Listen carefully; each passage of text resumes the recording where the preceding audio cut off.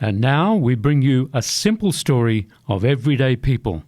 There's no place like home.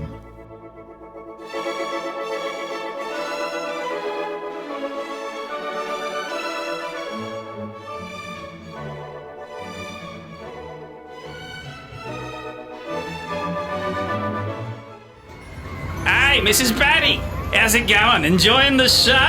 Oh, hello, Fat Cat. Hello, Gus. Yes, I'm having a lovely time, thank you. You going on the Whiz Fizz? The Fizz Fizz? You mean that frightening contraption with the cages that spin around? No, thank you. I'm too old for that sort of thing. Anyway, it looks like a death trap. No, the death trap. Is that right over there? It's even better. Well, it's not my cup of tea. Speaking of which, you two should come and have a cup of tea at the CWA tent. Phyllis and I are selling cakes. Oh, your cakes are ace, Mrs. Batty, but we've already eaten 5 sausages as a bet and I don't think they were cooked properly. In that case, you'd better go and have a lie down. Now, I must dash. I've got a raffle to get to. You take care, boys, and remember to behave yourselves. Oh, absolutely, Mrs. Batty. We always behave ourselves. You take care too, Mrs. Batty. Excuse me, chaps. Could you direct me to the craft tent? G'day. Certainly. Are you new here to town? We're actually just visiting. We heard there was a show taking place, so we thought we'd come along. Ah, well, welcome to Coochie Creek. We've been here once before. We had a lovely coffee, but unfortunately we didn't get to see the creek or the waterfalls. You know, we could organise a private tour of the waterfalls in return for suitable liquid payment. Perhaps you could buy us a couple of beers now as a deposit. At 11 in the morning? Well, we don't touch spirits until the afternoon. G'day, fellas. Where's those rum and cokes? I think your watch must be wrong, Shiz. Morning, Des. Got a couple of show bags, I see. Yeah, I think they're a rip-off myself, but the kids wanted them. $15 for $3 worth of chocolate and a toy that's supposed to be I don't know, a hedgehog. I think it's a hairbrush. Why would they put a hairbrush in a show bag? Beats the Astro Boy nail clippers I got last year. Can we interest you in an almond tart? Yeah, all right. And a cappuccino, thanks. But I've got to get back to the cows. Win any ribbons? I don't know. Judging's not till the afternoon. Well, you can smarten those heifers up with that hairbrush. You'll win all the prizes. Good job sorting out the car park, by the way.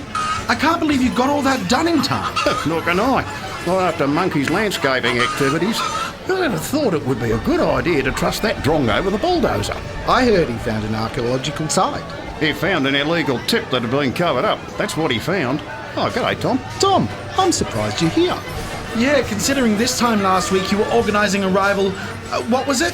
Citizens Freedom Rally or something? G'day, fellas. Yeah, something like that, but, well, maybe it wasn't the best idea after all. Anyway, you've done a good job organising the show. I think everyone's glad you stepped in. Can we offer you a complimentary coffee, Tom? Still peddling that caffeine, are you? Not for me, thanks. Do you know how addictive that stuff is? We certainly do. That's why we sell it. How's that business with your house going, Tom? Are you still trying to get the place back from Lindy and Duncan? No, they're all right, actually. I've been spending a bit of time with Duncan lately.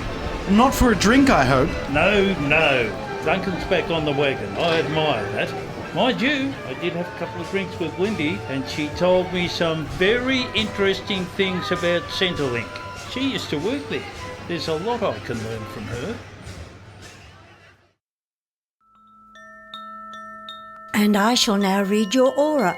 Ooh, I can sense you are a frustrated soul, a spirit that is confined and longs to be set free. Will this reading take long? My wife doesn't know I'm here. I could make it a quick reading. What method would you like me to use? What would you recommend? It depends on what the issue is. For example, if you're having trouble at work, maybe a crystal ball. For financial matters, I'd go with tarot cards. And if you're having marital difficulties, I'd suggest using your palm. David! Come out of that gypsy grotto at once. We are not the sort of people who participate in these mumbo-jumbo rituals. Oh, Cherry, that's very mean. It's a perfectly innocent psychic reading, and your husband has some wonderful energy. Good. He can use it on the firewood.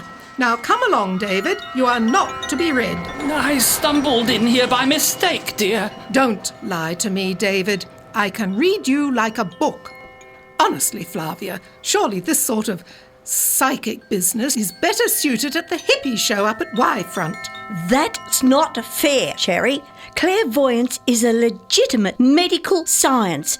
And anyway, I hear the Y-Front fair was not a success. Only a dozen people turned up and they all fell asleep in a shed. Oh, what a terrible shame. Yes, you should be very grateful that Lindy and Duncan came back on board and did such a good job organising this show. I am. I really am.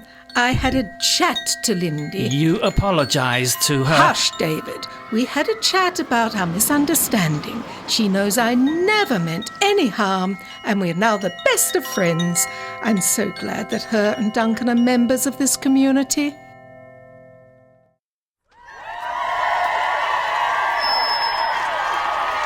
Ladies and gentlemen, I'm Curly Mackenzie. And I'm Dan Worley, and we're Curly and Whirly.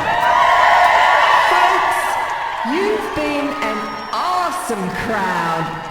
I'd like to thank Lindy and Duncan for their hospitality at their beautiful Belmason guest house. Give it up for Lindy and Duncan, ladies and gentlemen. They're great hosts, and we wish them all the best. You've all been wonderful. Have a great time here at the show.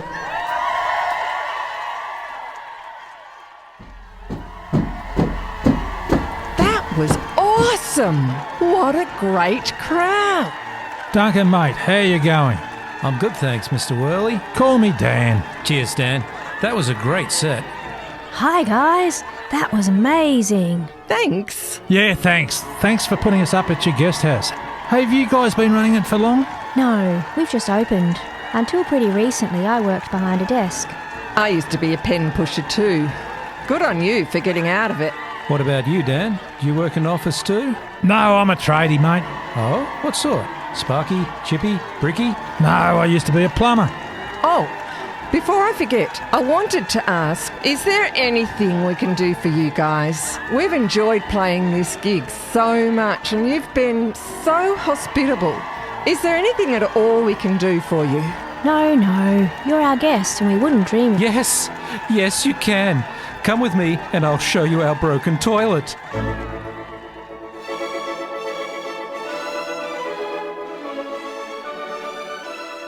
Looks like Lindy and Duncan's toilet might finally be fixed, and their guest house is a success. But you don't need to be a psychic to find out exactly what happens. Tune in to next week's episode of There's No Place Like Home.